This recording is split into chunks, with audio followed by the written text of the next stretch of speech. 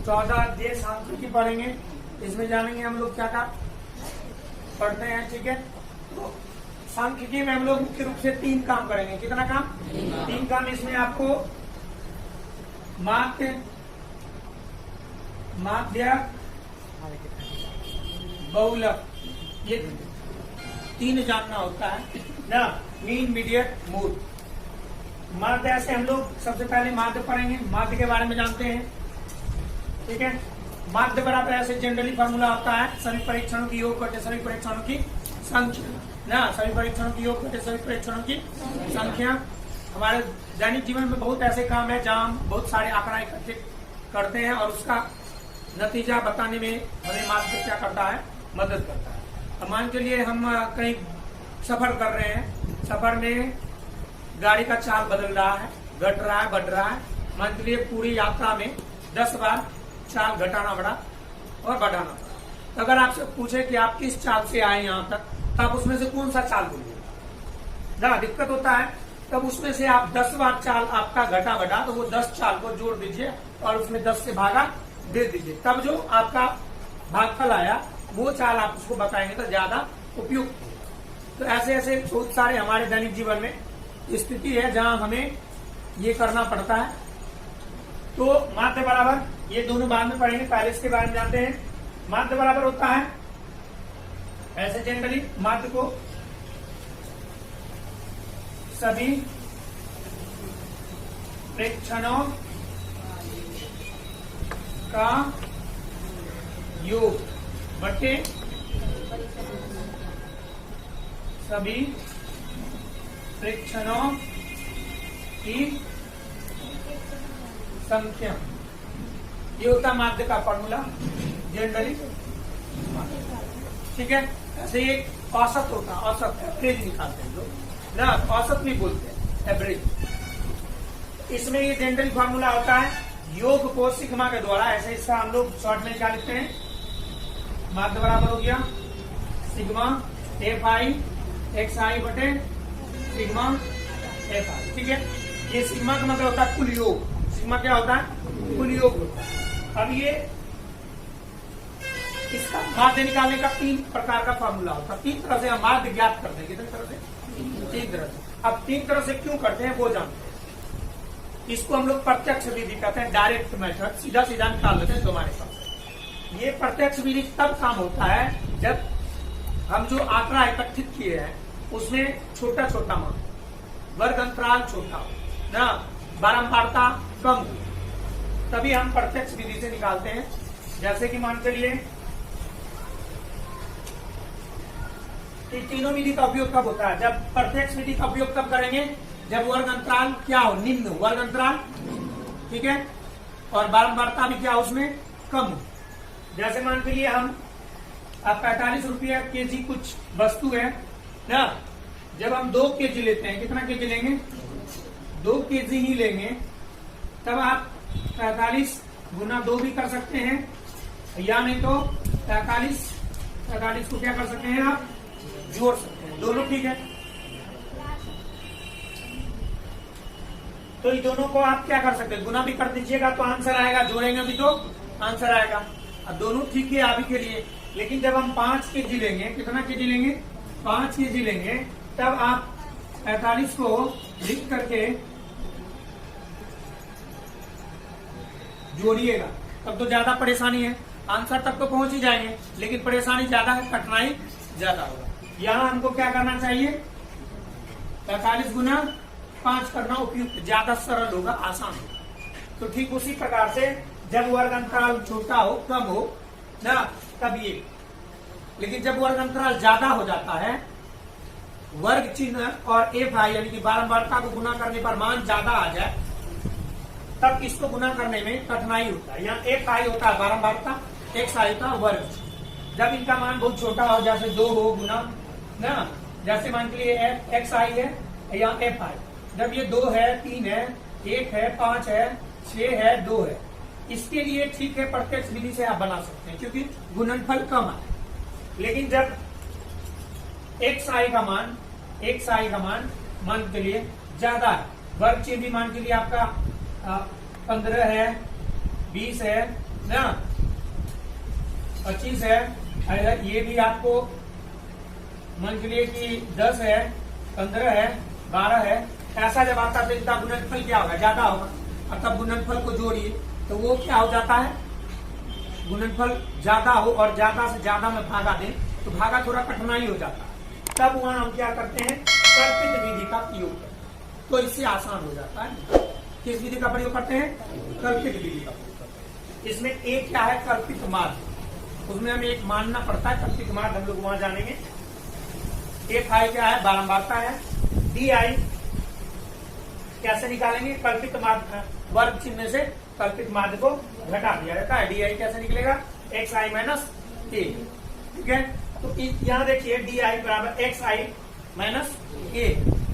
वर्ग चिन्ह को हम क्या किए, छोटा कर देंगे। यहाँ वर्ग चिन्ह क्या है, देखिए 15, 20 और 25 बढ़ रहा है ना। हम उनमें से क्या कर रहे हैं, एक कल्पित माध्य को मान के उसमें से घटा रहे हैं, मतलब वर्ग चिन्ह को क्या किए, वर्ग चिन्ह को छोटा कर दिया। तब उसको किसमें गुना किए हैं, एफ आई के साथ। किसमें गुना किए, अगर डायरेक्ट 15 गुना 10 करें तो क्या हो जाएगा, कितना होगा बताइए तो, 150 हो जाएगा ना, 150 होगा। लेकिन मेरा कल्पित माध्य, जो कल्पित माध्य माने हैं वो मान के चलिए मेरा 20 है, कितना है, तो 15 में से 20 घटेगा तो -5 बचेगा ना। अतः -5 गुना 10 कितना आएगा, -50। तो पहले से कम आया कि ज्यादा आया, कम आया, मान तो कम हुआ। यहाँ भी मैं कितना माने थे, 20 माने हैं, यहाँ घटाइएगा तो कितना होगा, 5। अतः गुना करेंगे कितना होगा, 7। तो कम मान आया कि नहीं, एफ आई बी आई कम हो गया, किससे, एफ आई एक्स आई से। बात समझ में आ गया। अब कभी कभी क्या होगा, इसका भी मान ज्यादा हो जाता है ना। मान के लिए घटाने के बाद भी हमको 25 ना 25 बच रहा, और उधर 12 है, तब गुना करेंगे मान ज्यादा है। उस स्थिति में हम किसका प्रयोग करते हैं, पग विचलन विधि। लेकिन पग विचलन विधि ध्यान में रहना, ये रखना होगा कि डी आई में एक सर गुणनखंड होना चाहिए। डी आई में जैसे यहाँ देखिए एक्स आई माइनस ए, ये क्या है, डी आई, ये क्या है ना, एक्स आई माइनस ए अब बटे एक्स वर्गमा आई, तो उसमें भाग लगनी चाहिए तभी आपको ये ठीक है। अगर भाग नहीं लग रहा है, पॉइंट में आ रहा है, तब इस विधि, ये विधि आपको पानी पिलाकर छोड़ देगा, सही आंसर भी नहीं देगा जल्दी। बस समझ में आया। तो कौन विधि का कहाँ प्रयोग कर रहे हैं, समझ में आ गया। माध्य कैसे निकालेंगे, सभी परीक्षणों का योग बटे सभी परीक्षणों की संख्या। माध्य निकालने के लिए हमारे पास कितने फॉर्मूला है, 3 विधि से माध्य निकाल सकते हैं। जब छोटा सा सवाल हो, सिंपल सवाल हो, 2, 3, 1 बच्चा वाला चॉकलेट वाला सवाल हो, समझ में आया, तब उसको कौन विधि से, बस समझ में आया। प्रत्यक्ष जब सवाल थोड़ा क्या हो, कठिन हो, मान बड़ा हो, तब उसमें विचलन विधि, कल्पित विधि। अब कल्पित विधि को और आसान अगर करना है तो किस पर चल जाएंगे। लेकिन इसमें एक बात ध्यान रखना होगा कि यहाँ आपका पूर्ण रूप से विभाजित होना चाहिए ना, अर्थात डी आई में एक सर्व गुणनखंड मिलनी चाहिए। क्या मिलनी चाहिए, सर्व। तभी आपका ये उपयुक्त होगा, नहीं तो नहीं होगा। तब आपको यही बेहतर है। जब तीनों विधि के बारे में समझ में आ गया, और कोई दिक्कत, तो अब हम बारी बारी से सवाल बनाएंगे ना। तो चलते हैं, प्रश्नावली का पहला सवाल देखते हैं अपने लोग। 14.1 का एक सवाल लेते हैं। इसमें एक सवाल दिया गया और कुछ माध्य ज्ञात करने के लिए, और कह रहा माध्य ज्ञात करने के लिए आप किस विधि का प्रयोग करेंगे ना, किस विधि का प्रयोग करेंगे। तो इसमें हम लोग प्रत्यक्ष विधि का ही प्रयोग करेंगे। किस विधि का प्रयोग करेंगे, प्रत्यक्ष विधि का प्रयोग इसलिए करेंगे कि सवाल सिंपल है, छोटा है, बस समझ में आया, बात समझ रहे हैं ना। तो प्रत्यक्ष विधि का क्यों प्रयोग करें ना। अब ऐसे समझो कि मच्छर मारने के लिए कोई तोप थोड़ी ना खरीदेगा, तो ये मच्छर है, ये सवाल में क्या है, चुटकी से मिसल देंगे ना। तो चलिए, पहला जो पौधे की संख्या लिखा है इसी को वर्ग अंतराल बोलते हैं। क्या बोलते हैं, पौधे की जो संख्या उसको क्या बोलते हैं, वर्ग अंतराल ना।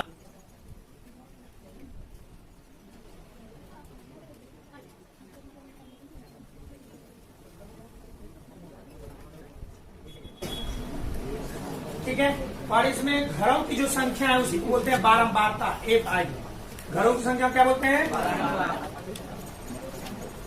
इसको शॉर्ट में एक, ठीक है, बस समझ में आ। ये दोनों पहले लिखते हैं, फिर हम लोग वर्ग चिन्ह निकालते हैं। क्या निकालते हैं? वर्ग चिन्ह, इसको हम लोग एक्स आई बोलते हैं। क्या बोलते हैं? और फिर लास्ट में हमें चाहिए एफ आई एक्स आई, ठीक है। इसी विधि में हम लोग जान जाएंगे कि कल्पित विधि पे कैसे बनाया जाता है, वो भी हम यही सीख लेंगे, ठीक है, दोनों सीख लेंगे। ये आपका 0 से लेके 2,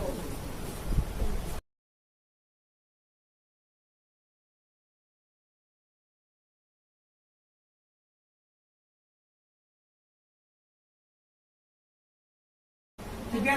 ये तो बारंबारता इसका आपको बुक में दिया रहेगा, दिया है 1 2 1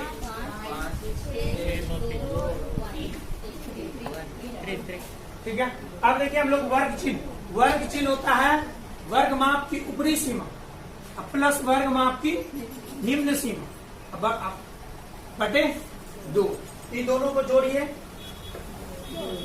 कितना होगा? 2 में कितना से भागा देना है? क्या बात समझ में आया? फिर इन दोनों को जोड़िए, 2 से भागा देना, 2 बोले इसलिए। चलिए अब ठीक है, अभी दोनों को जोड़िए और उसमें 2 से भागा दीजिए।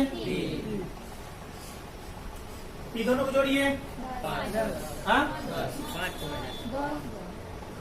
भागा देंगे 2 से तो। अब इसमें देखिए कितना कितना बढ़ रहा, कितना बढ़ रहा। ऐसे भी यहाँ कितना बढ़ रहा, तो जितना यहाँ बढ़ रहा ना उतना ही वर्ग चिन्ह में बढ़ रहा है, इसलिए अब इसको छोड़ देंगे, भूल जाएंगे। और यहाँ कितना बढ़ रहा बढ़ाते हुए, तो अब 5 में 2 जोड़ दीजिए। क्या बात समझ में आ गया ना? जितना जितना बढ़ रहा बढ़ा। अब यहाँ कहता है एफ आई इंटू एक्स आई, दोनों को क्या करेंगे? गुना कर देंगे। तो 1 गुना 1 कितना होगा? 1। कितना होगा? कितना होगा? कितना होगा? कितना होगा?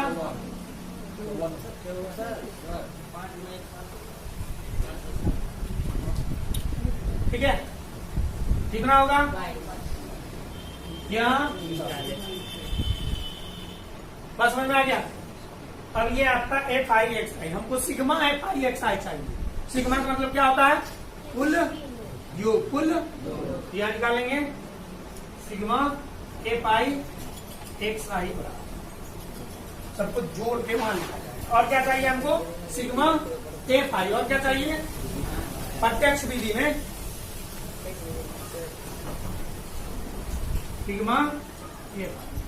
अभी सबको जोड़ लीजिए, 2 1 3 1 9 6 15 2 17 3 20। कोई दिक्कत वाली बात? अब इसको जोड़ लेंगे, ठीक है। सिग्मा एफ आई एक्स आई बटे सिग्मा एफ आई, बस समझ में आ? बोलिए कितना है उसका? सिग्मा एफ आई एक्स आई कितना है? 162 बटे सिग्मा एफ आई कितना? 20 ना। कैंसिल कर कीजिए, कितना होगा? ऐसे 2 से कैंसिल कर दीजिए ना, ये हो जाएगा आपको ना। अब एक अंक बात सुनो, 8.1 हो गया, ठीक है, समझ में आ गया। अब देखिए अगर आपको इसी को मान के चलिए तो ये आसान रहा। आसान प्रत्यक्ष विधि से इसलिए बन गया कि यहाँ देखिए सब मान नॉर्मल है ना। यही अगर गुना करके आए 40 50 75 150, तब आपको ये विधि भारी पड़ जाए। बस समझ में आ?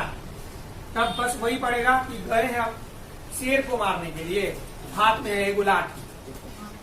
बस समझ रहे हैं? बस समझ रहे हैं ना?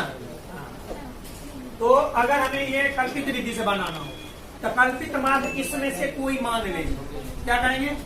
और कल्पित माध्य मानने वक्त ध्यान रहे कि अगर हम बीच में माने माध्य तो वो ज्यादा बेनिफिट। ठीक है, अगला सवाल में देख लेंगे, कोई दिक्कत?